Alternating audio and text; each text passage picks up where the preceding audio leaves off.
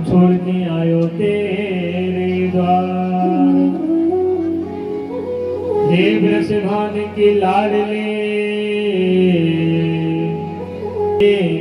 मेरे ओरे निहार। वृंदावन के वृक्ष को मर्म न जाने कोई। डाल डाल और पाते पे श्री राधे राधे होए। ओ कन्हैया राधे कृष्णा होए।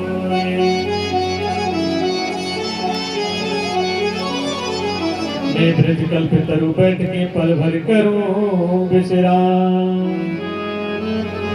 ब्रज रज मुख में डाल के सब बोलो राधे श्याम। ओ भगतो बोलो राधे श्याम।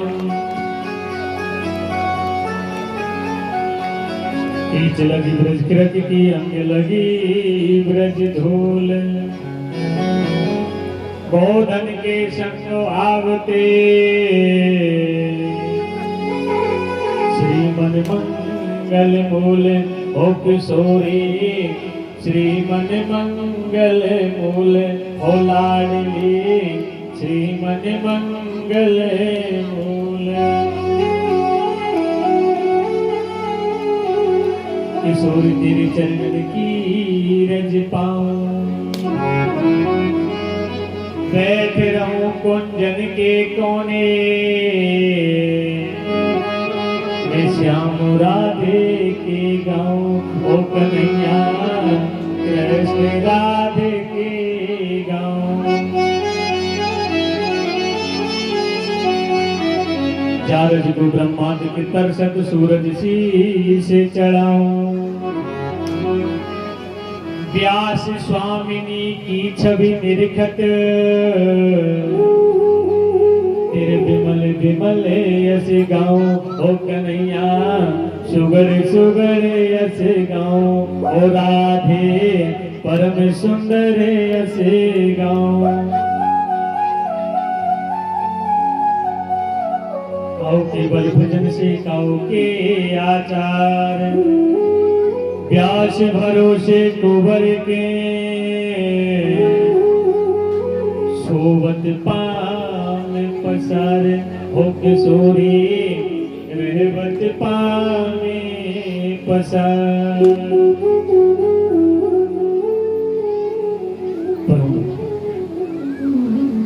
मंगल में परमात्मा अखिलेश्वर अकारण कर्ण वर्णालय भक्तवान चक्कल्प करो। करे तो गणित पीताम्बर धरे। वाल्मीकि लाल के लाल में पट्टे मोड़ते हैं। मेरे गोविंद की श्याम की सूरत है माधुरी मूरत है। गले में मस्तक मणियों की माला पहनी हो मेरी श्याम मेरी ठाकुर। उनकी घुंघराले घुंघराले वाल हैं। उनके मुख पर बंसी सुशोभित है। ऐसी ठाकुर के दर्शन करते हुए मेरी प्यारे भक्तों मेरी माताओं भक्ति में ओतप्रोत विद्वान जन भक्तगण इस ज्ञान सरोवर में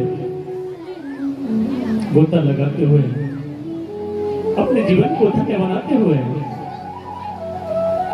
चलते हैं ठाकुर जी के चरणों में 2 मिनट।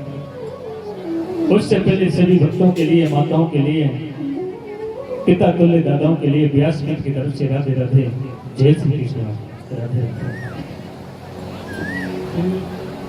मीठी मीठी ताली बजाते हुए मेरी श्याम को ले जाते हुए और मेरे गोविंद का गुणगान करते हुए तेरे तक में राम। आज महाराज 2 मिनट संकीर्तन करना है। सबको ताली बजानी है। ओ मैया देखो देखो अभी तो स्टार्टिंग में श्याम आया श्याम आया श्याम आया रे। श्याम आया श्याम आया श्याम आया रे। झूला झूलो रे राधे रानी झूला में तेरा श्याम आया रे। झूला झूलो रे राधे रानी झूला में तेरा श्याम आया रे। श्याम आया श्याम आया श्याम आया रे।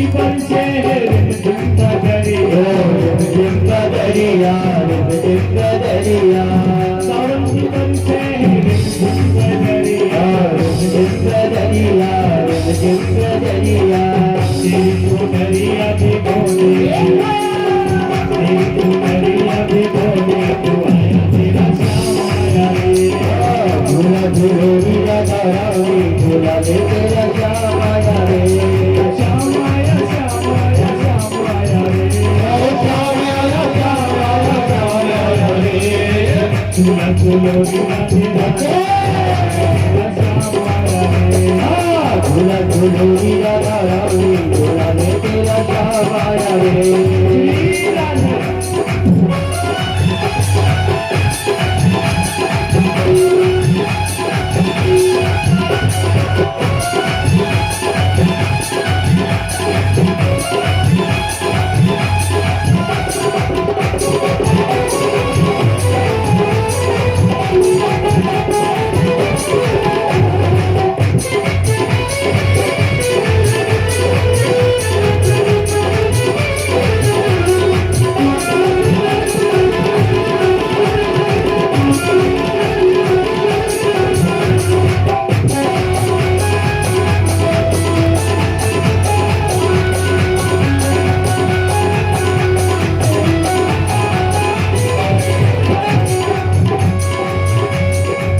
रेशम की गोलियां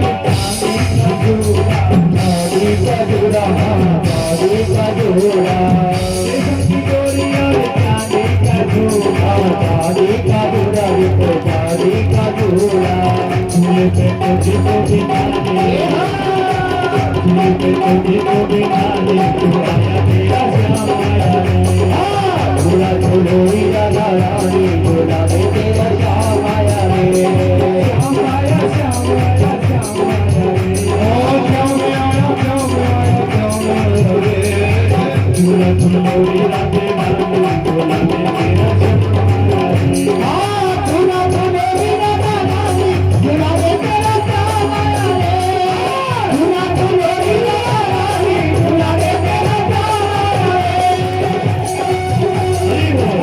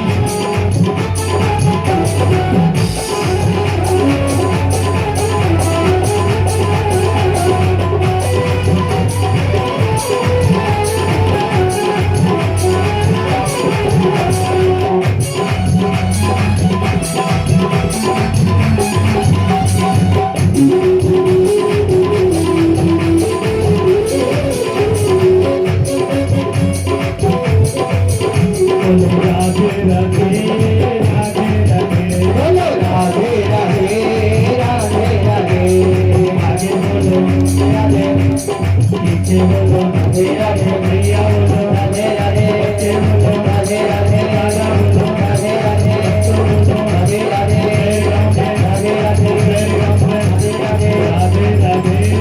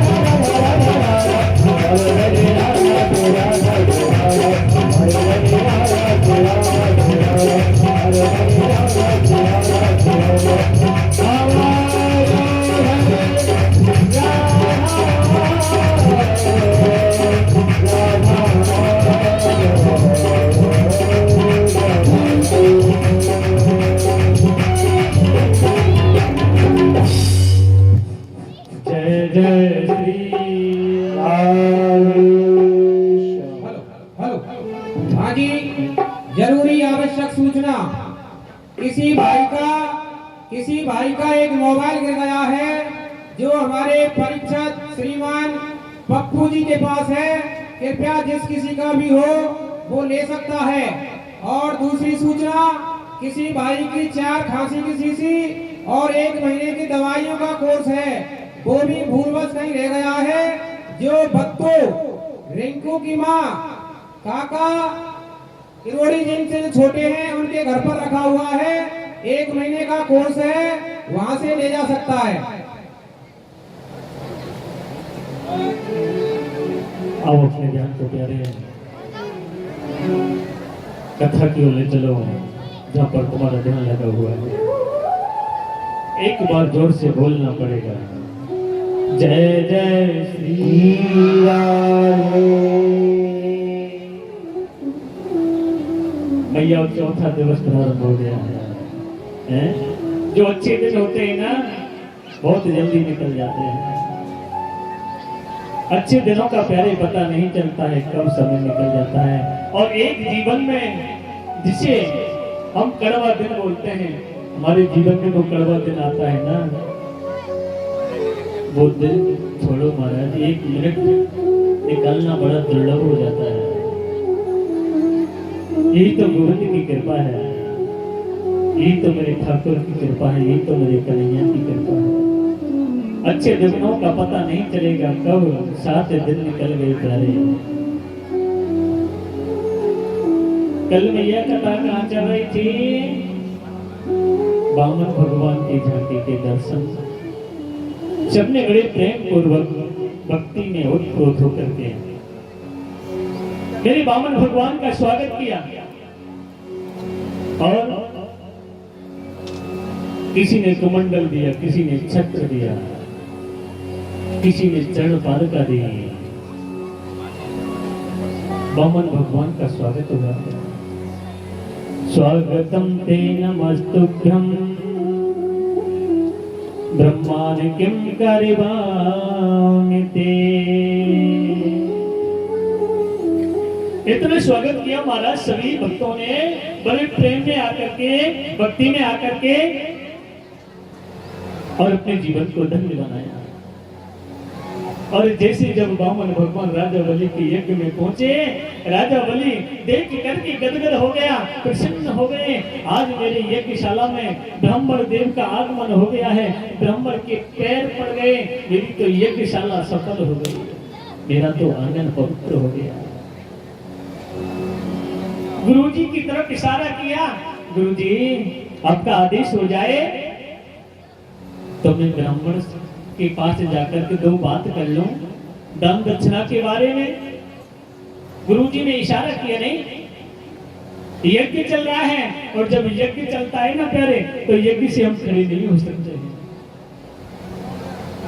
गुरुजी की मना करने पर फिर भी राजा बलि क्या करे महाराज, मैं मानता हूं आपका आदेश, पर लेकिन जिस भूमि पर, जिस यज्ञशाला में साक्षात पर ब्रह्म परमात्मा जो ब्राह्मण के रूप में आए हैं, इससे बड़ा और यज्ञ क्या हो सकता है?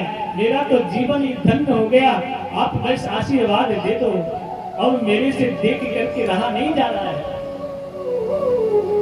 उसी समय राजा बलि खड़े हो गए और वामन भगवान के पास में जाकर कहने लगे, ब्राह्मण देव नमस्कार करता हूँ आपको।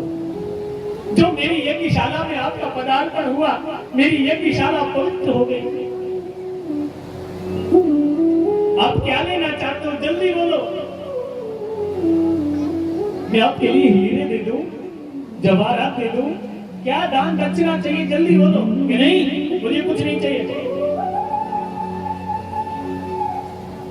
राजा बलि नीचे को सिर करके कहने लगे, नहीं ब्राह्मण देवता, ऐसा तो हो ही नहीं सकता। ऐसा तो कदापि हो ही नहीं सकता कि आप मेरी यज्ञशाला से बगैर दक्षिणा के जाओ। ऐसा तो मेरे शास्त्र में भी नहीं लिखा है कि कोई भी राजा बलि के द्वार पर आया हो और वो खाली हाथ चला गया हो। आज महाराज बार बार विनती कर रहे हैं, राजा बलि आपके लिए महल बनवा दूं? नहीं, मुझे महल की आवश्यकता नहीं है, मैं अकेला हूं। मैं क्या करूंगा महल का? हाँ ब्राह्मण देव, आप अकेले हो, मैं पहले आपको महल बनवा देता हूँ, फिर शादी करवा दूंगा। नहीं नहीं नहीं, कोई आवश्यकता नहीं है, मुझे कोई आवश्यकता नहीं है तुम्हारे महल की और शादी की। नहीं ब्राह्मण देव, कुछ तो आपको मांगना पड़ेगा। क्या ठीक है, जब तुम ज्यादा ही जिद कर रहे हो, आपको बहुत समय हो गया, इस दृश्य को शुक्राचार्य जी महाराज देख रहे हैं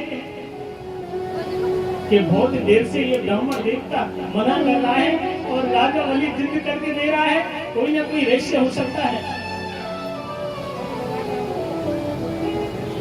शुक्राचार्य जी राजा बलि के पास में पहुंच गए।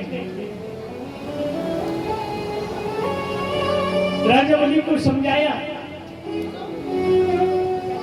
कि राजन, जिस ब्राह्मण से आप बहस करने लगे हो ना, वो ब्राह्मण नहीं है, ये साक्षात विष्णु है। अरे गुरु जी बस अब तुम थोड़ी देर चुप हो जाओ, बड़ी मुश्किल से तो मैंने मुंह खुलवाया है और आप कहते हो ये विष्णु है। बड़ी मुश्किल से बार बार कहने पर मुंह खोला है। थोड़े आप पीछे को जाओ, मैं थोड़ी बात कर लेता हूँ। क्या ठीक है भैया, तू नहीं मानता है, कर ले बात।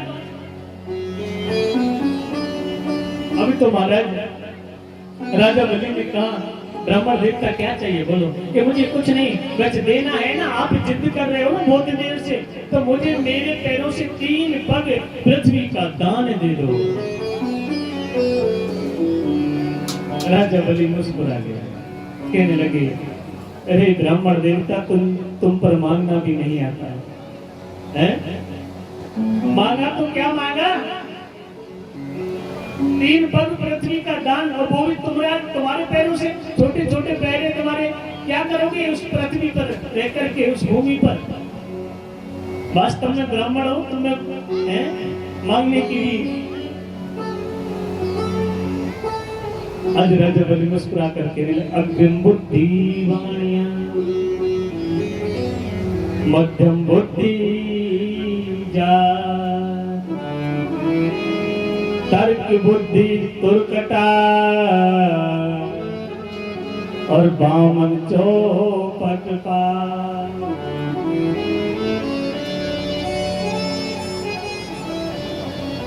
बड़ी मुश्किल से मैंने आपको दान देने के लिए कहा है। अगर मैं किसी और को बोल देता ना है, कि मुस्कुरा करके मेरे ब्राह्मण देवता कहने लगे, राजन आप सत्य कह रहे हो, पर इसका भी परिणाम मैं अभी आपको बता ही देता हूँ।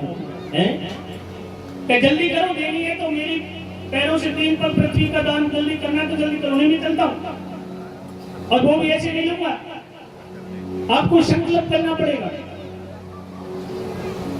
अरे महाराज, मैं संकल्प करने को तैयार हूं, तो जल्दी करिए। उसी समय जैसे जल लेकर के संकल्प करने लगे, शुक्राचार्य जी फिर आ गए, कहने लगे, राजन, क्योंकि शुक्राचार्य जी के घनिष्ठ शिष्य हैं राजा बलि, और गुरु का कर्तव्य होता है शिष्य की रक्षा करना। गुरु का कर्तव्य होता है समान दृष्टि से सभी शिष्यों को देखना। और महाराज जैसे ही मना किया शुक्राचार्य जी ने कि जो संकल्प की बात कर रहा है ना ये ब्राह्मण, इसमें राजन कुछ रहस्य है, आप संकल्प मत कर देना। कि नहीं गुरु जी, अब तो मैंने वचन दे दिया, अब आप बीच में मत बोलो। आज महाराज जैसे गंगा सागर में से जल निकालने लगे हाथ पर, आपको पता है जब ब्राह्मण पूजा कराते हैं ना सबसे पहले संकल्प कराते हैं और जल दिया जाता है, फिर कहा जाता है 3 बार बोलो विष्णु विष्णु विष्णु। आज महाराज जैसे ही जब गंगा सागर में से ऐसे जल निकालने लगे, उस गंगा सागर की नली में जाकर के शुक्राचार्य जी बैठ गए। ना तो जल निकलेगा और ना ही मेरा चेला लुटेगा। ब्राह्मण देवता देख रहे हैं चेला की बड़ी दया आ रही है, बड़ी रक्षा करने की तैयारी चल रही है।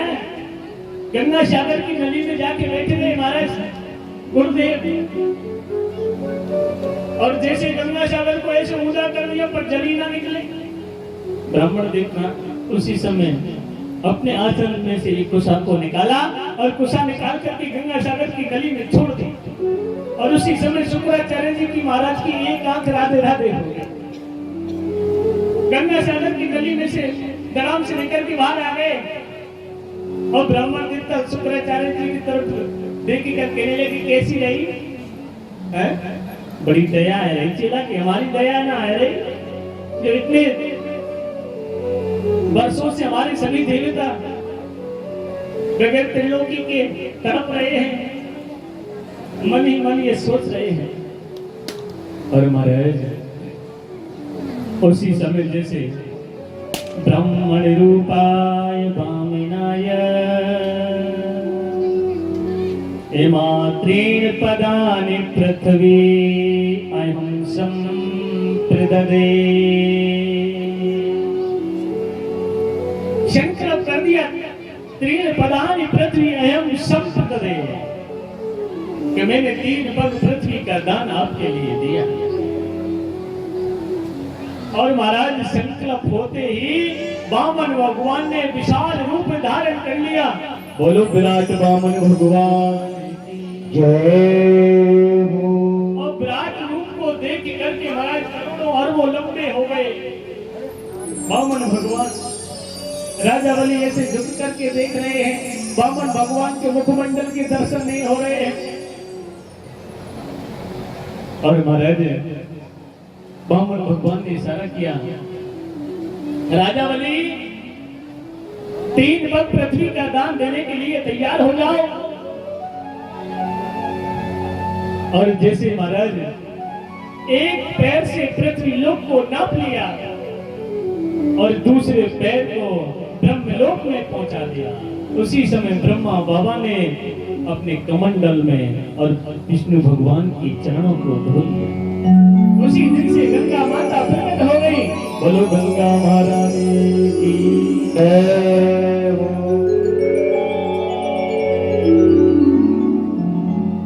और पृथ्वी लोक को नाम लिया, ब्रह्मलोक को नाम लिया। अब तीसरा पैर कहाँ रखे? राजा बलि से इशारा किया विराट वामन भगवान ने कि राजन आपने 3 पद पृथ्वी का संकल्प किया है, मैंने तुम्हारे पूरे वैभव को साम्राज्य को 2 ही पैरों में नाप लिया, तीसरा पैर में कहाँ रखूं? अगर तूने 3 पद पृथ्वी का दान का संकल्प पूर्ण नहीं किया तो तुझे नरक की यातना भोगनी पड़ेगी। आज महाराज राजा बलि मुस्कुरा कर कहने लगे, ठीक है महाराज, मुझे पता है आपने मेरे पृथ्वी लोक को ब्रह्मलोक को नाप लिया है। एक बात बताइए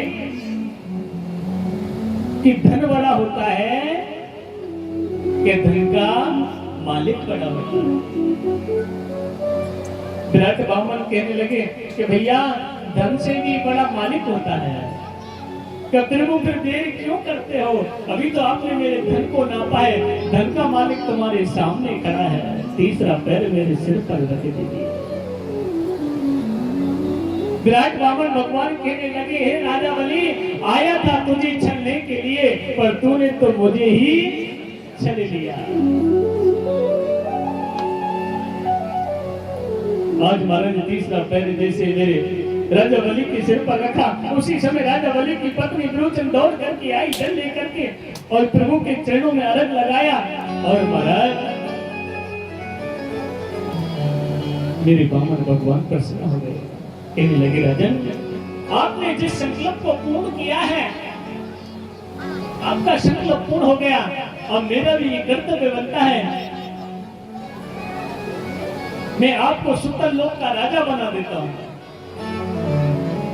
और उस सुतल लोक में आपको कोई कमी महसूस आ रही हो तो बोलो, मैं आपके लिए क्या दूं। हाथ जोड़ करके राजा बलि कहने लगे, वामन भगवान, मुझे आपने सुतल लोक का राजा तो बना दिया, मेरे जीवन में अब कोई कमी नहीं है, पर अगर आप देना चाहते हो तो उस सुतल लोक के जितने भी द्वार हैं ना, उन द्वारों पर मैं आपके दर्शन करना चाहता हूं। जब भी मैं सुतल लोक से बाहर निकलूं, आपके दर्शन करूं, और जैसे सुतल लोक में प्रवेश करूं, मैं आपके दर्शन करूं। वामन भगवान कहने लगे, इसका मतलब हम तुम्हारे द्वारपाल हो गए। प्रभु, मैंने ऐसा क्यों कहा है? मैं ऐसा नहीं कह रहा कि आप मेरे द्वारपाल हो, मैं तो आपके दर्शन करना चाहता हूं। आज महाराज सुतल लोक के द्वार पर मेरे वामन भगवान खड़े हैं, द्वारपाल बनकर के राजा बलि के उस सुतल लोक में 6-7 महीने निकल गए, द्वारपाल बने खड़े हैं। लक्ष्मी जी देख रही हैं, 6 महीने हो गए महाराज, पति देव आए नहीं है, कैसी दान दक्षिणा लेने के लिए गए थे राजा बलि के यहाँ पर, अभी तक नहीं लौटे हैं, चल करके देखना चाहिए। आज महाराज लक्ष्मी जी ने देखा कि मेरे पति राजा बलि के द्वार पर द्वारपाल बने खड़े, और अपने पति को कैसे वापस लाया जाए। लक्ष्मी जी ने हाथ में रक्षा सूत्र लेकर के, यानी कि राखी लेकर के, और राजा बलि के सुतल लोक में आ गई हैं। और जैसे मेलों में प्रवेश किया, सुतल लोक में प्रवेश किया, द्वार पर खड़े हैं, द्वार पर खड़े हैं वामन भगवान मुस्कुराकर कहने लगी, बढ़िया ड्यूटी हो रही है। लक्ष्मी जी क्या कह रही हैं? बढ़िया। अरे नहीं लक्ष्मी, तुझे पता नहीं है भक्त के पीछे क्या क्या बनना पड़ता है, भक्त के पीछे क्या क्या बनना पड़ता है। चिंता मत करो, मैं अभी आपको लेने के लिए ही आई हूँ। उसी समय महाराज, और मैं बड़ी दूर से आई, और बेटा बड़ी दूर से आई, वो छोटे भैया तेरे द्वार बेटा बड़ी दूर से आई, छोटे भैया तेरे द्वार बेटा बड़ी दूर से आई, बड़ी दूर से आई, बेटा बड़ी दूर से आई, बड़ी दूर से आई, बेटा बड़ी दूर से आई, छोटे भैया तेरे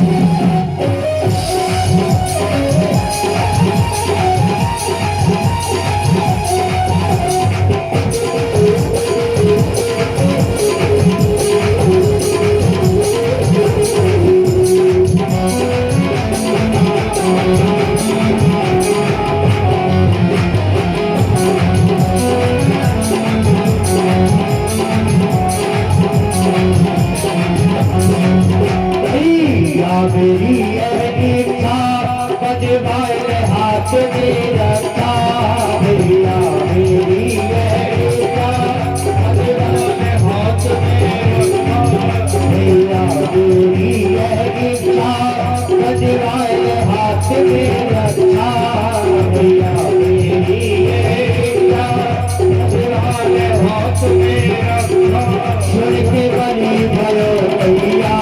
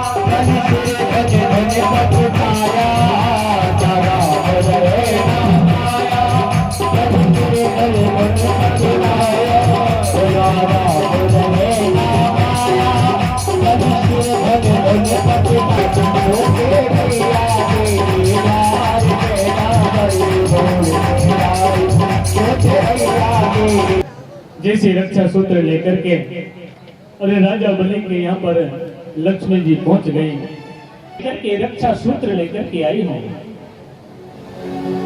आज महाराज राजा बलि ने अपने हाथ को आगे बढ़ा दिया और जैसे आगे बढ़ाया उसी समय लक्ष्मण जी ने राखी बांधी है। बड़े प्रसन्न हो गए राजा बलि, कहने लगे बहन मैं इस राखी के बदले आपको दक्षिणा में क्या दूं? कि भैया अगर मुझे दक्षिणा में देना है, जो मेरे पति तुम्हारे द्वार पर खड़े हैं द्वारपाल बने, उन्हें वापस लौटा दो और मुझे कुछ नहीं चाहिए। आज महाराज लक्ष्मी जी अपने पति को लेकर के विष्णु भगवान को लेकर के वापस आ गए हैं। सुखदेव जी कहने लगे राजा सावधान हो जाइए हे राजा परीक्षित, क्योंकि आज चतुर्थ दिवस प्रारंभ हो गया है। आज महाराज कहने लगे हैं कि देखिए राजन, एक गज यानी कि हाथी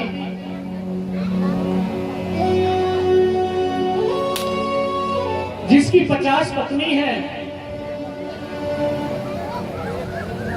और महाराज 150 पुत्र हैं, और जैसे जिसका इतना बड़ा परिवार होता है उसे अभिमान तो होता ही है। आज महाराज उस हाथी ने अपने 150 पुत्रों को लेकर के 50 पत्नियों को लेकर के समुद्र में स्नान करने का विचार बनाया। जिस हाथी की वजह से, गज की वजह से सब डरते हैं, उसके पास कोई नहीं आता है। बड़ी विशाल चंद्रा में रहता था। मदमस्त होकर के गजेंद्र स्नान करने के लिए उस सरोवर में जा रहा है महाराज। उसके चारों तरफ उसके पुत्र और पत्नी जा रहे हैं, और महाराज उसके सामने कोई नहीं आता है। और उस विशाल सरोवर में गजेंद्र ने प्रवेश कर दिया। स्नान करने के लिए मदमस्त होकर के स्नान कर रहा है। इधर पत्नियां भ्रमण कर रही हैं, इधर पुत्र भ्रमण कर रहे हैं। और महाराज जब गजेंद्र स्नान कर रहा था, उसी समय एक गिराने आकर के और उस गजेंद्र के पैर को पकड़ लिया। फिर भी गजेंद्र ने सोचा, ये मुझे किसने पकड़ लिया, ये मेरा कुछ नहीं कर सकता है। गजेंद्र मदमस्त होकर के स्नान कर रहा है। 150 पुत्र इधर उधर स्नान कर रहे हैं, पत्नियां 50 स्नान कर रहे हैं सरोवर में। मेरा कौन क्या बिगाड़ने वाला है। आज महाराज उस गिराने गजेंद्र की आत्मीय शक्ति को, उसके बल को कमजोर करना प्रारंभ कर दिया। और जैसे उसके आंख बल को खींचने लगा, धीरे धीरे धीरे धीरे महाराज गजेंद्र को एहसास होने लगा कि मेरी शक्ति, मेरा बल कमजोर हो रहा है। उसी समय जैसे ही उस गिरा से अपने पैर को छुड़ाने लगा, गिरा ने महाराज ऐसे जकड़ लिया कि गजेंद्र उस गिरा से पैर को नहीं छुड़ा रहा है। अपनी 50 पत्नियों को आवाज लगाई। वो 50 पत्नियां जो पत्नी हैं दौड़ करके आई, सूंड से सूंड मिलाकर के गजेंद्र को उस सरोवर में से खींच रही हैं। पर महाराज उस गिरा ने ऐसे पकड़ लिया, ऐसे जकड़ लिया, जिसको अभिमान होता है, जिस गजेंद्र को अभिमान था अपने परिवार का, पुत्र का, पत्नियों का। आज देखिए प्यारे, उस गिरा ने ऐसे जकड़ा है कि उनका साथ पत्नियां भी नहीं दे पा रही हैं। अपने पुत्रों को आवाज लगाई, दौड़ करके 150 पुत्र आए, एक दूसरे से सूंड मिलाकर के अपने पिता गजेंद्र को खींच रहे हैं सरोवर में से। पत्नियां अपना बल अजमा रहे हैं, पुत्र अपने बल का प्रयोग कर रहे हैं, शक्ति का प्रयोग कर रहे हैं, अपने पिता को खींचने का प्रयोग कर रहे हैं।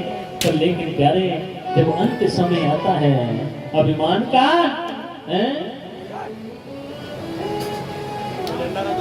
पत्नियों ने अपनी अपनी सोनों को छुड़ा लिया।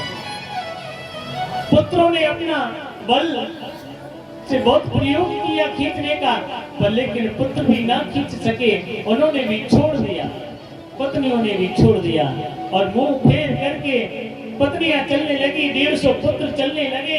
आज गजेंद्र उस सरोवर में से आवाज लगा रहा है, मुझे बचा लो पत्नियों पुत्रों, मुझे बचा लो। आज उन्होंने कहा हम क्या कर सकते हैं, हमने हमारे बल का इतना प्रयोग किया, पर लेकिन आपको तो उस गिरा ने ऐसे जकड़ लिया है, ऐसे पकड़ लिया है, हम अब कुछ नहीं कर सकते हैं। आज महाराज मुंह फेर करके 150 पुत्र पत्नियां चली गई। आज गजेंद्र ने सोचा, जिस परिवार के पीछे, जिन पत्नियों के पीछे, पुत्रों के पीछे मैं किसी को नहीं समझता था, जहां तक मैं परब्रह्म परमात्मा को भी याद नहीं करता था, जिस परिवार में मदमस्त होकर के छोटे छोटे जीव जंतुओं को भी नहीं समझता था, छोटे छोटे जानवरों को भी नहीं समझता था, आज मुझे इस सरोवर में छोड़ करके पूरा परिवार चला गया। अब मेरे पास में दूसरा कोई ऑप्शन नहीं है, दूसरा कोई रास्ता नहीं है, एक ही रास्ता है महाराज, वो है मेरे गोविंद का रास्ता। अगर मुझे बचा सकते हैं इस गिरा से, तो मेरे गोविंद मेरे परमात्मा बचा सकते हैं। आज महाराज गजेंद्र ने मेरे गोविंद की स्तुति की है, और महाराज जैसे गजेंद्र ने स्तुति की, मेरे गोविंद को याद किया, उसी समय मेरे गोविंद ने गरुड़ से कहा, गरुड़ जल्दी चलिए, मेरा भक्त मेरा शिष्य मुझे याद कर रहा है। आज महाराज जैसे गरुड़ जी तैयार हुए, मेरे गोविंद को लेकर के जो पीठ पर बैठा करके हर समय गमन करते हैं, गरुड़ जी को भी अभिमान हो गया कि मैं उस त्रिलोकी को लेकर के पीठ पर बैठा करके हर समय आकाश मार्ग में गमन कराता हूं, मेरे बगैर कहीं जा नहीं सकते। गरुड़ की भावनाओं को पहचान गए हैं मेरे गोविंद, और कहने लगे अच्छा। उसी समय मेरे गोविंद ने कहा, जल्दी से तैयार हो जाओ, मेरा भक्त बड़ा संकट में खड़ा है सरोवर में, हाँ महाराज जल्दी से बैठिए, आइए, हे गोविंद जल्दी बैठ जाओ। उसी समय मेरे गोविंद ने एक कनिष्ठ का उंगली को उसकी पीठ पर रखा, गरुड़ भगवान की तरह। गरुड़ कहने लगे, अच्छी तरह से बैठ जाओ ना प्रभु। नहीं बैठ गया, आप प्रारंभ करिए, उड़ना प्रारंभ करेंगे। महाराज कनिष्ठ का उंगली को रख दिया, उस उंगली के कारण गरुड़ जी वहीं पर अपनी परों को फड़फड़ाने लग गए, उड़ नहीं पा रहे हैं।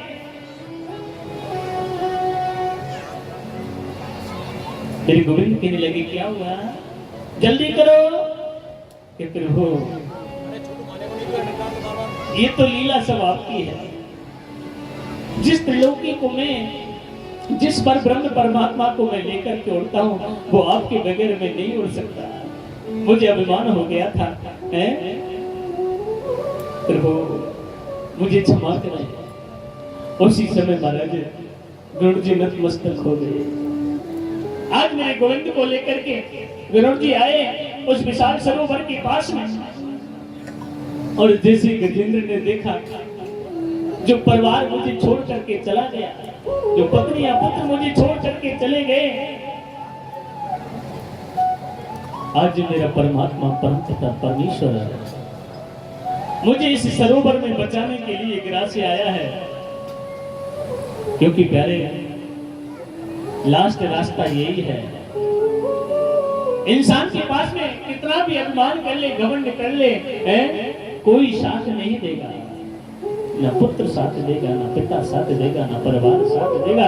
अगर साथ देगा तो मेरा गोविंद मेरा परमात्मा देगा, और वो भी आपको पता है, अगर आप दुनिया वालों के सामने जाकर के अपने आंसू बहाओगे ना, तो दुनिया वाले तुम्हारा मजाक बना लेंगे। कभी दुनिया वालों के सामने अपनी आपत्ति मत जताइए कि मैं धर्म संकट में हूँ, मैं इतना परेशान हूँ। आप अपने दुख का अपने पड़ोसी को, संसार वालों को मत बताइए। अगर आपने संसार वालों को बता दिया, वो जब सुनेगा तुम्हारा दुख दर्द, जब तो बड़ा नर्वस होकर के सुनेगा, और जब तुम खड़े होकर चले जाओगे तो तुम्हारा मजाक बनाना प्रारंभ कर देगा। अगर रोना है, कुछ मांगना है, तो उस परब्रह्म परमात्मा से मांगिए, उस गोविंद से मांगिए। आज महाराज गजेंद्र का साथ मेरे गोविंद ने दिया है। आज मेरे गोविंद ने उस विशाल सरोवर में से और उस गजेंद्र को निकाला, और गजेंद्र को निकाला, गिरा खिंचा हुआ चला आया है। जो लोभ रूपी गिरा है, आज लोभ खिंचा हुआ चला आया है अभिमान के साथ में। और जैसे ही गिरा को मेरे गोविंद ने समाप्त कर दिया, और गजेंद्र ने बड़े सुंदर भावों से मेरे गोविंद का स्वागत किया है। गजेंद्र स्तुति करते हैं, मेरे गोविंद का स्वागत किया है कि प्यारे, हमारा सबसे मेन मोस्ट ये की ही द्वार है, ये गोविंद का द्वार है। उसी समय गजेंद्र वापिस अपनी कंदरा में आया। जिस परिवार के पीछे, जिन पत्नियों के पीछे मदमस्त होकर के उस कंदरा में रहता था, आज उनके सामने जाकर कहने लगा, जिसको मैंने कभी जीवन में याद नहीं किया, जिसका मैंने कभी जीवन में चिंतन नहीं किया, स्मरण नहीं किया, आज अंत समय में मेरा साथ उस गोविंद ने दिया। आप मुझे उस सरोवर में छोड़ करके चले आए। आज महाराज उस गजेंद्र का अभिमान दूर हो गया है। इधर मेरे गोविंद वहां से वापिस अपने शिव सागर में आए हैं। एक बार बोलना पड़ेगा, जय जय श्री राम। आज महाराज सुखदेव जी कहने लगे, राजन देखिए, अब हम धीरे धीरे सूर्यवंश की कथा की ओर चले जा रहे हैं। और आज महाराज, क्योंकि आपको पता है, जब जब इस पृथ्वी पर पापाचार होता है, अत्याचार होता है, तब तब मेरे गोविंद अवतार लेकर के आते हैं। मेरे गोविंद ने कितने कितने रूपों में आकर के अवतार लिया है। आज महाराज मत्स्य अवतार भी मेरे गोविंद को लेना पड़ा था। 12 रूप में मेरे गोविंद को आना पड़ा। आज सुखदेव जी कहने लगे, राजन हमारे मानव जीवन से जुड़े हुए 2 ही अवतार हैं 24 अवतारों में से। कौन कौन से अवतार हैं? राम अवतार और कृष्ण अवतार। राम कृष्ण 2 एक हैं, अंतर नहीं निमेष। उनके नैन गंभीर हैं, उनके चपले विशेष हो कन्हैया, उनके चपले विशेष। कि महाराज राम कृष्ण में कोई अंतर नहीं है। ये मानव जीवन से जुड़े हुए हैं, हमारे गृहस्थ जीवन से जुड़े हुए हैं, पर लेकिन अंतर क्या है? राम जी के नेत्रों में गंभीरता है और कृष्ण के नेत्रों में चंचलता है, चपलता है। राम जी मर्यादा पुरुषोत्तम है और मेरे कन्हैया लीला पुरुषोत्तम है, और कोई अंतर नहीं है। और कहने लगे, महाराज देखिए कि राजन, मैं आपके लिए सूर्यवंश की कथा सुनाऊंगा, पर लेकिन संक्षिप्त में सुनाऊंगा, क्योंकि भागवत के अंदर संक्षिप्त में विस्तार किया गया है। महाराज ब्रह्मा के पुत्र मरीचि और मरीचि के हुए कश्यप, और कश्यप के महाराज सूर्य हुए थे, और सूर्य का वास्तविक नाम है विवस्वान। यहाँ से सूर्य वंश प्रारंभ होता है। और उन्हीं के वंश में महाराज राजा सजाते हुए राजा सजाति की एक ही कन्या है, जिस कन्या का नाम है सुकन्या। एक समय राजा सजाति अपनी पुत्री सुकन्या को लेकर के अपने मंत्री सैनिकों के साथ में वन में विहार करने के लिए गए। और जैसे सैनिक मंत्री वन में विहार कर रहे थे, इधर कन्या भी विहार कर रही थी, तो सुकन्या ने महाराज एक ऐसा अद्भुत विचित्र दृश्य देखा कि दो जुगनू चमक रहे हैं, दो ज्योति चमक रही हैं। और इन दोनों ज्योतियों को देख करके सुकन्या और ज्योतियों के पास में पहुंच गई। और इन ज्योतियों के पास जाकर के देखा कि चारों तरफ मिट्टी छड़ी हुई है और दो जुगनू चमक रहे हैं। उसी समय सुकन्या ने एक कंटक लिया, कांटा, और दोनों ज्योतियों को भेद दिया। और जैसे महाराज दोनों ज्योतियों को भेदा और दोनों ज्योतियों में से रक्त बहना प्रारंभ हो गया। एकदम से सुकन्या घबरा गई, अरे ये मेरी से जघन्य अपराध हो गया, मुझे पता नहीं था कि यहाँ पर कोई ऋषि मुनि तपस्या कर रहा है। जिस ऋषि मुनि के पूरे शरीर पर बामी चढ़ी हुई है, मिट्टी चढ़ी हुई है, रक्त बहने लगा। महाराज दौड़ करके सुकन्या अपने पिता सजाति के पास दौड़ रही है। इधर सभी सैनिक मंत्री जो वन में विहार कर रहे थे, उन सबका मल मूत्र बंद हो गया। और महाराज दौड़ करके वो आए और आकर के कहने लगे, महाराज पता नहीं अचानक से इस वन में हमारा भ्रमण करते करते हमारा मल मूत्र बंद हो गया। उसी समय रोती रोती सुकन्या आ गई और सुकन्या कहने लगी, पिताजी पता नहीं मेरे से कोई ऋषि का जगत में अपराध हो गया। क्या? कि पिताजी मुझे पता नहीं था कि कोई ऋषि तपस्या कर रहा था, मैंने उनको नेत्रहीन कर दिया, उनके नेत्रों से रक्त बह रहा है। राजा सजाति जानते थे कि इस वन में चवन ऋषि तपस्या कर रहे हैं। अपनी सुकन्या बेटी को लेकर के राजा सजाति चवन ऋषि के पास में गए। उनके पास जाकर के देखा राजा सजाति ने कि बड़ी जोर से रक्त बह रहा है। आज राजा सजाति अपनी कन्या से कहने लगे, बेटी तूने एक ऋषि का अपमान किया है, एक संत का अपमान किया है, आप इस अपमान को कैसे सहन कर पाओगे? एक ही रास्ता है बेटी कि मैं तेरा विवाह चवन ऋषि के साथ में कर देता हूं, क्योंकि ये नेत्रहीन हो गया है। अब इसका सारा जीवन में कोई नहीं है। जिन नेत्रों की सारी चल नहीं सकता, फिर नहीं सकता, कुछ नहीं कर सकता है, मैं तेरा विवाह इनके साथ में कर दूंगा तो इनका सहारा हो जाएगा। सुकन्या के नेत्रों में आंसू आ गए। पिताजी आप ये क्या कर रहे हो? मेरे साथ में माँ भी नहीं है, मेरी सहेलियां भी नहीं है, मेरे गांव वाले कोई नहीं है, और आप इस वन में इस जंगल में मेरा विवाह करके जा रहे हो। कि हाँ बेटा, तूने एक इतने बड़े ऋषि का अपमान किया है। आज महाराज चवन ऋषि के साथ में राजा सजाति ने अपनी पुत्री का विवाह उसी वन में कर दिया। और आज जैसे ही पिता, उनको पता है माता पिता अपनी कन्या को घर से विदा करते हैं, जब शादी करते हैं तो माता पिता अपनी कन्या को विदा करते हैं। आज महाराज उल्टा हो रहा है कि कन्या अपने पिता को विदा कर रही है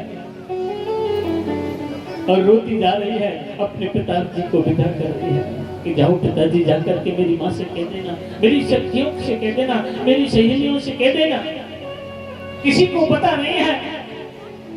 आज महाराज पिताजी को विदा कर दिया।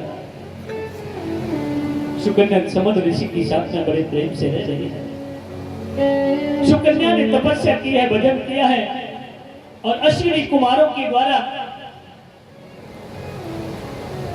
चवन ऋषि के नेत्रों की ज्योति को वापस बुलाया गया है। आज महाराज बड़े प्रेम के साथ में उस सुकन्या के साथ में चवन ऋषि रह रहे हैं।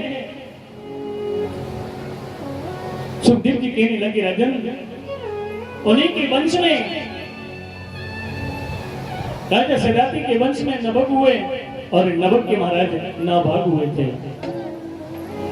उन्हीं के पुत्र अम्बरीश हुए और अम्बरीश की युवनाश हुए थे और युवनाश के महाराज मानदाता हुए थे। सूर्य वंश बहुत बड़ा है और महाराज उन्हीं के वंश में त्रिशंक हुए राजा हरिश्चंद्र हुए थे। उन्हीं के पुत्र बाहुक हुए और महाराज एक समय उन्हीं बाहुक के ही वंश में राजा सगर हुए थे। सगर महाराज की 2 पत्नियां हैं, जिन दोनों पत्नियों का नाम है सुमति और केसरी। महाराज सुमति से असमंजस का जन्म हुआ है और केसरी से एक मास पिंड उत्पन्न हुआ था। क्रोध में आकर के उस मास पिंड के 60,000 टुकड़े कर दिए, पर लेकिन मंत्र शक्ति के द्वारा वो 60,000 टुकड़े पुत्र बन गए, बालक बन गए। राजा सगर के 60,000 पुत्र हैं। एक असमंजस इधर महाराज राजा सगर ने अश्वमेध यज्ञ किया और उस अश्वमेध यज्ञ में घोड़े को चुरा करके इंद्र ले गया और ले जाकर के कपिल मुनि के आश्रम में बांध दिया। राजा सगर ने अपने 60,000 पुत्रों से कहा, जाओ घोड़े को देख करके लाओ। महाराज चारों तरफ देखा, कहीं नहीं मिला। 60,000 पुत्रों ने पृथ्वी को खोदना प्रारंभ कर दिया, महाराज सागर बना दिया, फिर भी वो घोड़ा नहीं मिला। खोजते खोजते उसी कपिल मुनि के आश्रम में पहुंच गए 60,000। और जैसे कपिल मुनि के आश्रम में घोड़े को बंधा हुआ देखा, वो 60,000 पुत्र कहने लगे, देखो भैया हमारा घोड़ा यहाँ पर बंधा हुआ है और ये कपिल मुनि भजन करने बैठा है, कितना सीधा तपस्वी बन रहा है, हमारे घोड़े को चुरा के लाया है और यहाँ पर तपस्या कर रहा है। आज महाराज राजा सगर के पुत्रों ने अपशब्द बोलना प्रारंभ कर दिया। कपिल जी महाराज को मारने के लिए दौड़ने लगे। उसी समय कपिल जी महाराज की आंखें खुली और आंखें खुलते ही 60,000 पुत्रों भस्म हो गए, जल करके राख हो गए। कैसे हो गए? जिस दिन से कपिल जी महाराज अपनी माता, क्या नाम था? अरे मैया कल कथा सुनाई थी, हैं? देवती। जो अपनी माता देवती को शांत योग देकर के आचमन करके तपस्या करने के लिए आ गए थे, उस दिन से उनके नेत्र बंद थे और तपस्या में लीन थे। पर लेकिन महाराज उस तपस्या के तेज के कारण जैसे कपिल जी महाराज की आंखें खुली, उस तेज से वो 60,000 पुत्र जल करके भस्म हो गए। अब तो महाराज जैसे राजा सगर को पता चला कि मेरे 60,000 पुत्र कपिल मुनि के आश्रम में उसकी भस्म पड़ी है, उनकी सदगति कैसे हो, उनको मुक्ति कैसे मिले? महाराज असमंजस से कहा, जो सुमति के पुत्र हैं, कि जाओ कपिल महाराज को प्रसन्न करिए। आज महाराज असमंजस कि कपिल जी महाराज को प्रसन्न करना चाहा, नहीं हुए और महाराज असमंजस के पुत्र अंशुमान हुए। अंशुमान ने तपस्या की और कपिल जी को प्रसन्न कर लिया। कपिल जी ने कहा, मैं कुछ नहीं कर सकता, अगर आप अपने भाइयों की सदगति प्राप्त करना चाहते हो तो आपको गंगा माता को प्रसन्न करना पड़ेगा, तभी इनको सदगति प्राप्त हो सकती है।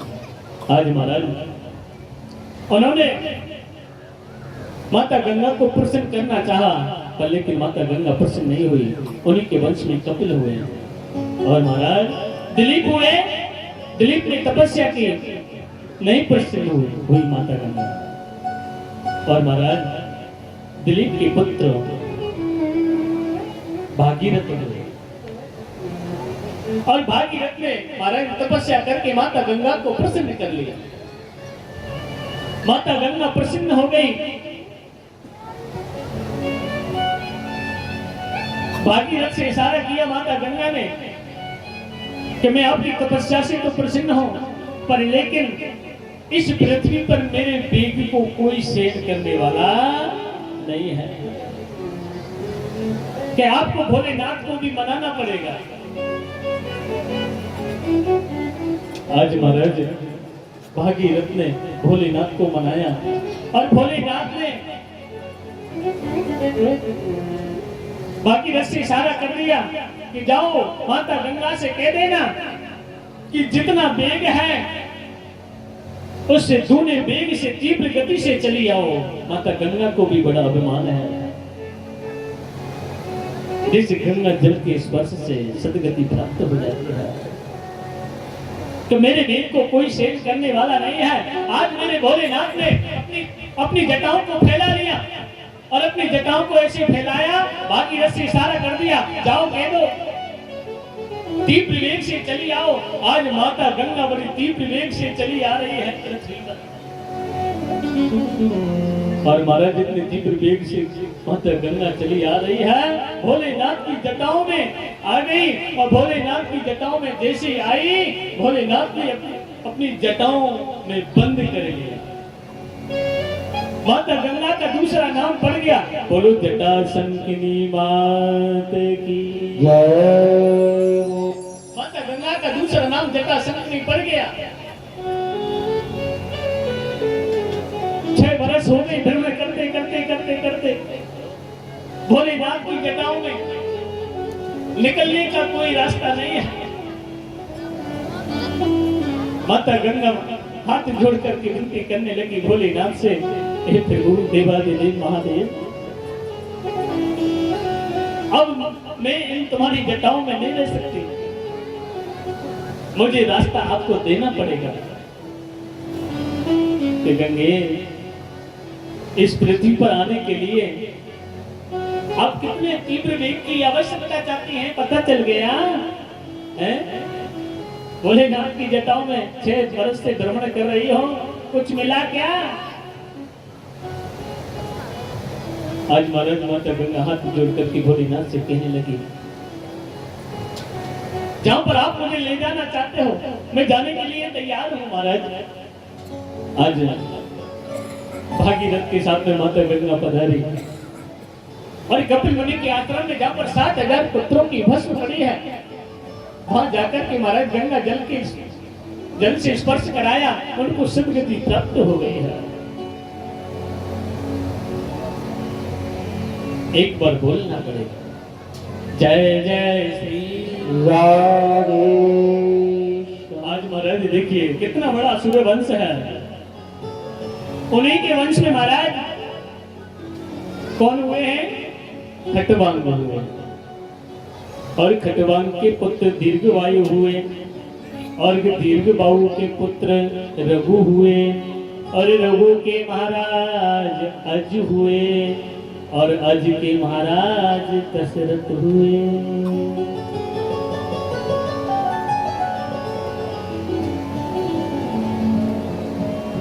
राजा दशरथ कहाँ के रहने वाले हैं? ओ मैया, कितना अच्छा लग रहा है यार, सच में ऐसा लग रहा है मैं वृंदावन में बैठो। हाँ, यही तो नंदोत्सव आ रहा है ना। देखिए कितना सुंदर लग रहा है, यही तो गोविंद की लीला है, यही तो मेरे ठाकुर की कृपा है।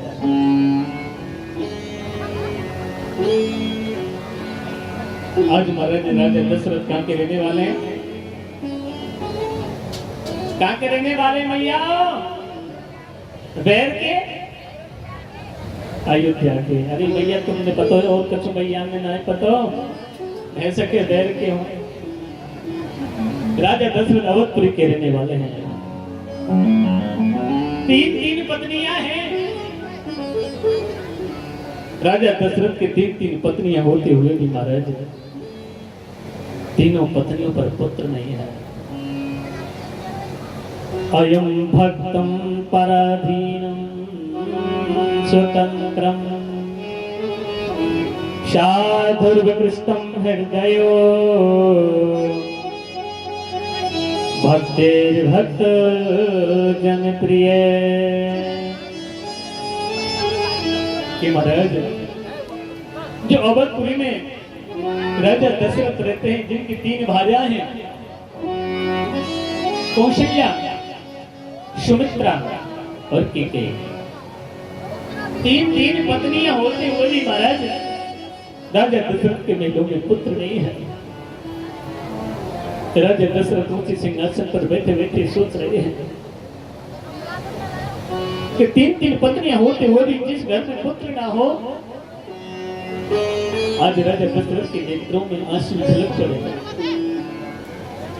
और महाराज ऐसे आंसू झलक पड़े कि जिस घर में तीन पत्नियां होते हुए भी एक पुत्र ना हो, उनका जीवन कैसा होगा, कैसे निकलेगा। आज महाराज राजा दशरथ उस गोविंद को परमात्मा को याद करने लगे हैं और याद करते करते आंखों में आंसू आ रहे हैं। एक लालसा है मन माही, भाई गिलान मोरे सुतना। सिया राम जय जय राम,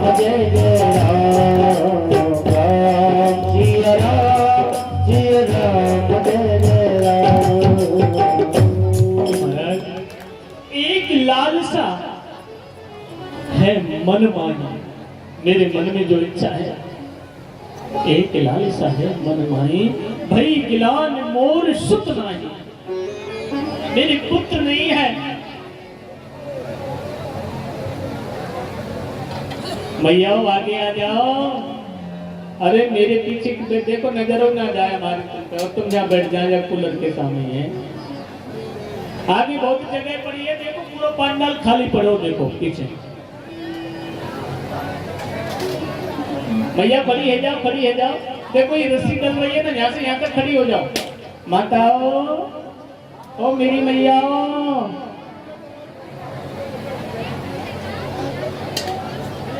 भैया खड़ी हो जाओ, खड़ी हो जाओ, सही में आगे आ जाइए, जगह नहीं है अभी, नंदोत्सव के लिए जगह चाहिए।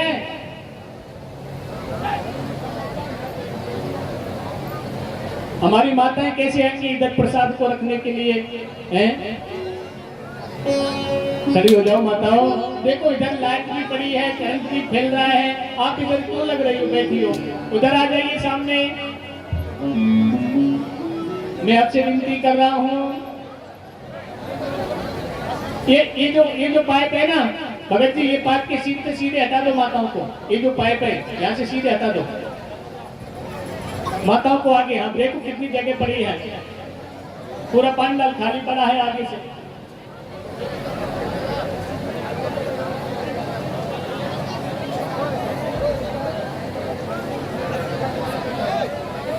जल्दी करिए, जल्दी हटा दो यहाँ से भैया, हटा दो। चलो एक ऑपरेटर रहेगा, एक कुर्सी चेयर हटाओ यहाँ से।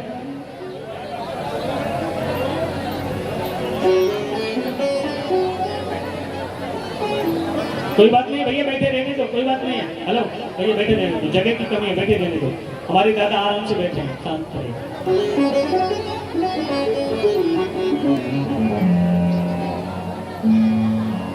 जय जय श्री वाले। आज महाराज आज पुत्र की इच्छा लेकर के राजा दशरथ सोच रहे हैं तो मेरे आंगन में, मेरे महलों में एक भी पुत्र नहीं है। जो मेरे मन की इच्छा है, आज उस गोविंद को याद करने लगे। शरण शरण प्रभु शरण तुम्हारे, ओ शरण शरण प्रभु शरण तुम्हारे। बहु रक्षा करो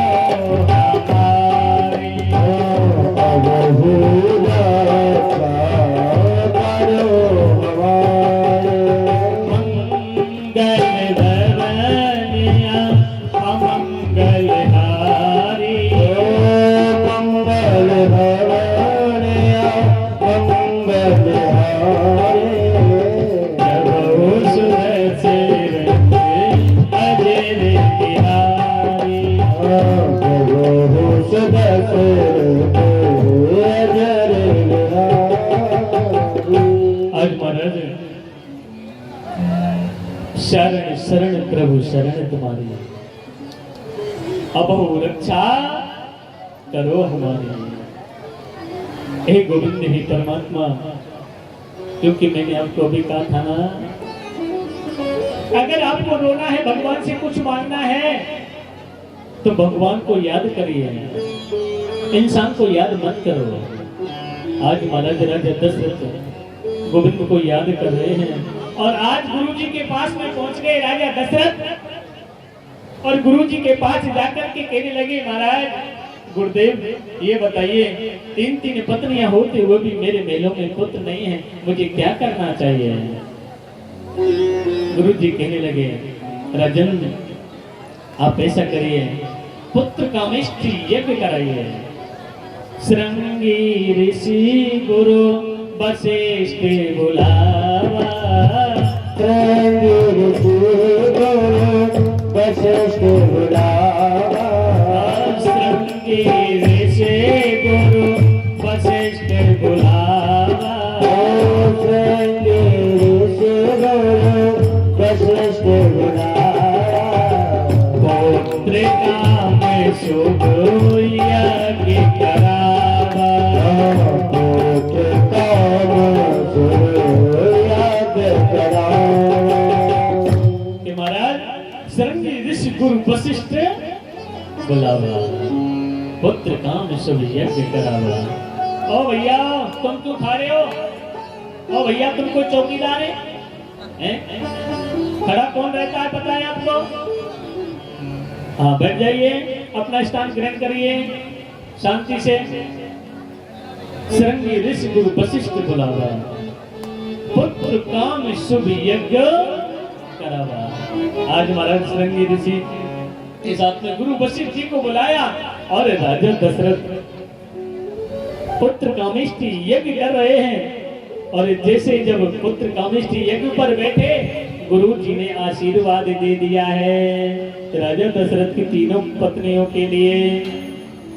जब तक बहे जलन जलधारा, जब तक बहे जलन जलधारा, जब तक बहे जलन जलधारा, जब तक बहे जलन जलधारा, अखंड रहे सुहाग तुम्हारा, अखंड रहे सुहाग तुम्हारा। महाराज आज तीनों रानियों के लिए गुरु जी ने आशीर्वाद दे दिया, जब तक बहे जलन जल धारा, अखंड रहे सुहाग तुम्हारा। आज पुत्र कामेष्टि यज्ञ पर बैठ गए हैं राजा दशरथ, और महाराज पुत्र कामेष्टि यज्ञ हो रहा है, गुरु वशिष्ठ यज्ञ करा रहे हैं श्रृंगी ऋषि के कहने से। और महाराज यज्ञ चलते चलते अग्नि देवता और खीर का प्रसाद लेकर के और यज्ञ में से प्रकट हो गए, और जैसे उस खीर के प्रसाद को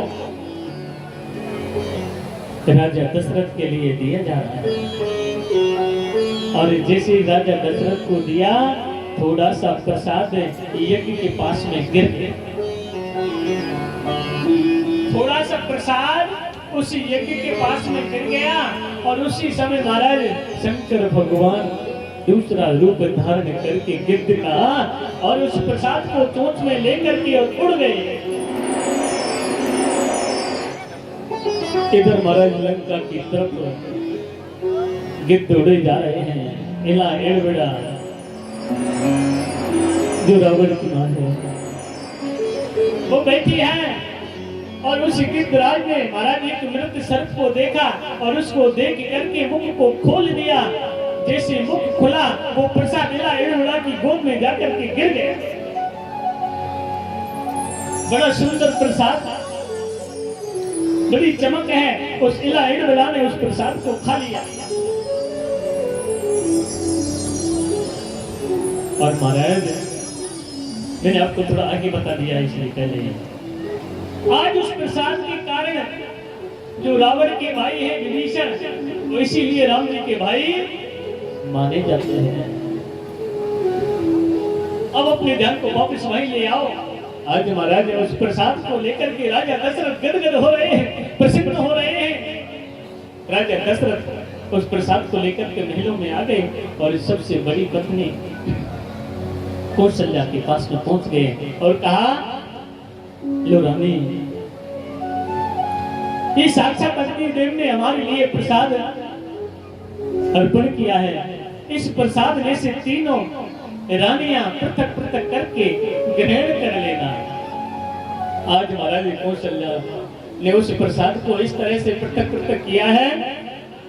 अर्ध भागे कौशल्या दीना, अर्ध भागे कौशल्या दीना, अर्ध भागे कौशल्या दीना, अर्ध भागे कौशल्या दीना, अब भागे राधा कर दीना।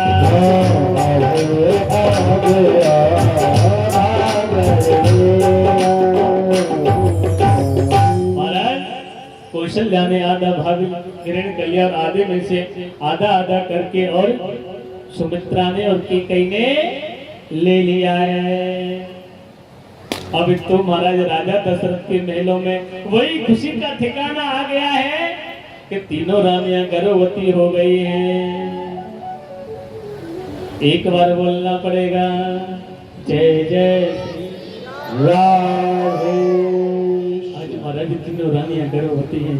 कौशल्या, सुमित्रा, कैकेयी, राजा दशरथ खुशी का जिनका ठिकाना नहीं है, गदगद हो रहे हैं, बड़े प्रसन्न हो रहे हैं। आज महाराज वही समय आ गया है, 9वां महीना प्रारंभ हो गया है। तीनों पत्नियों को, तीनों पत्नियां अपने अपने अलग अलग कक्षों में प्रसूत का गृह में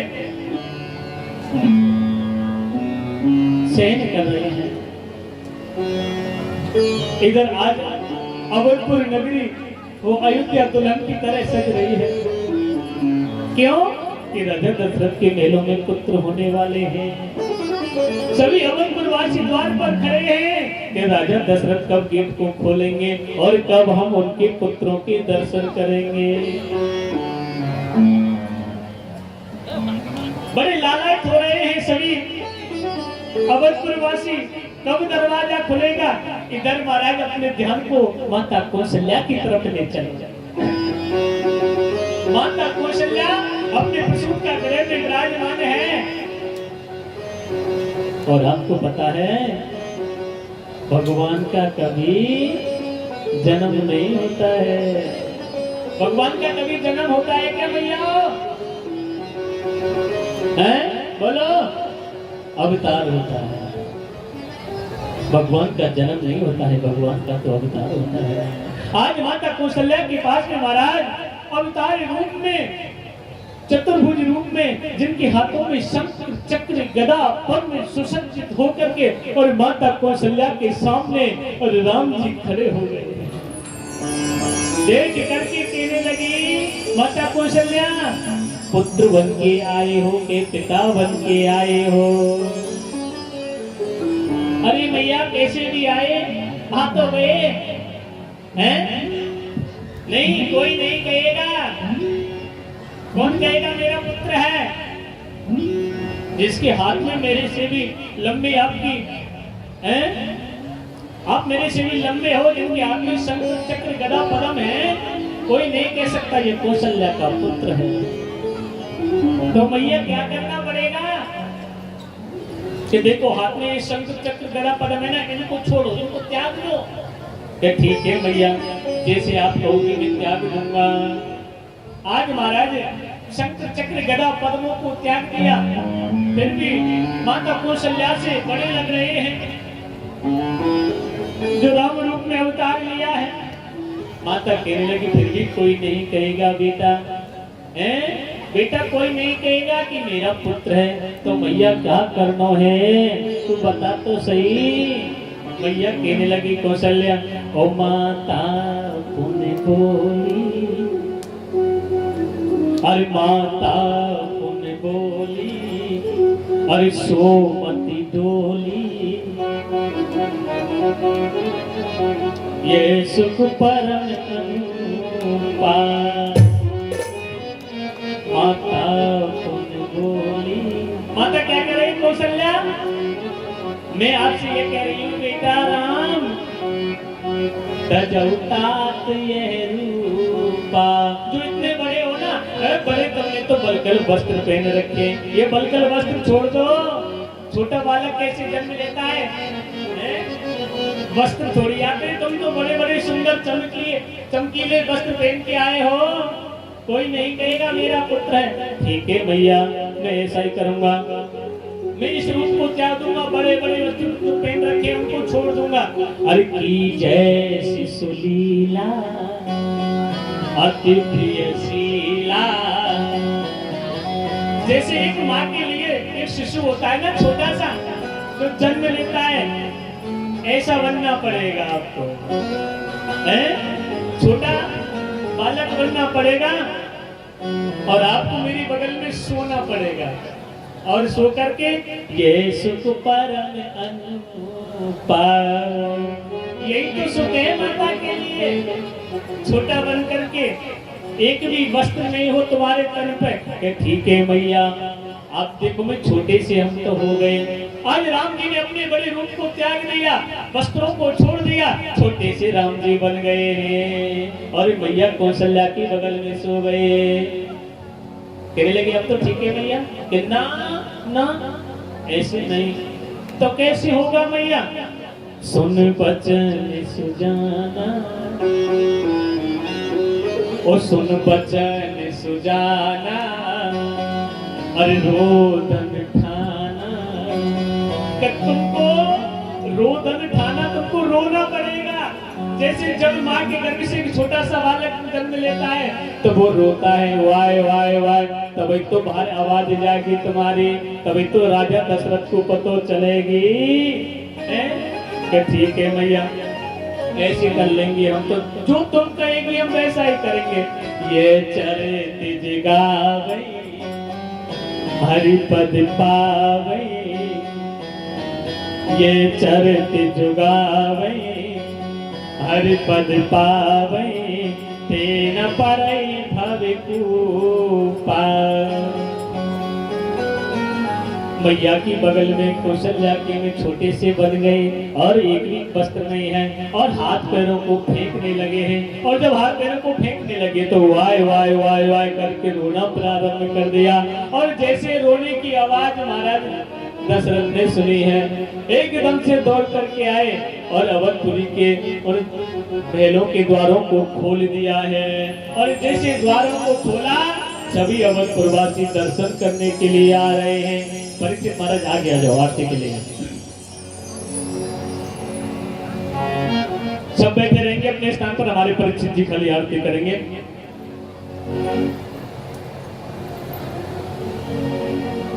आरती तैयार करो, अभी राम जी की आरती होगी। और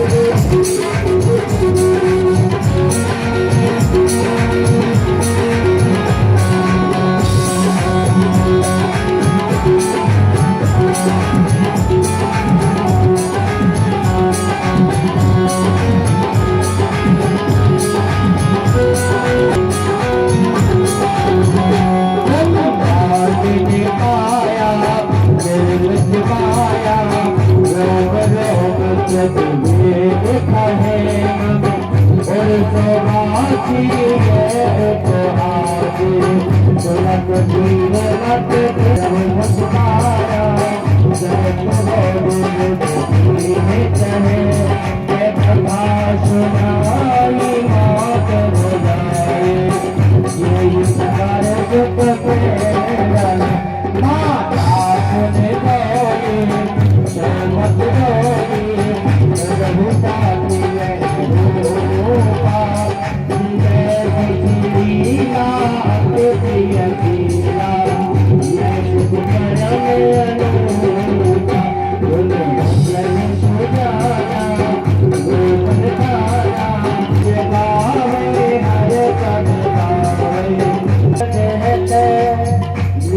मनोजे अवतार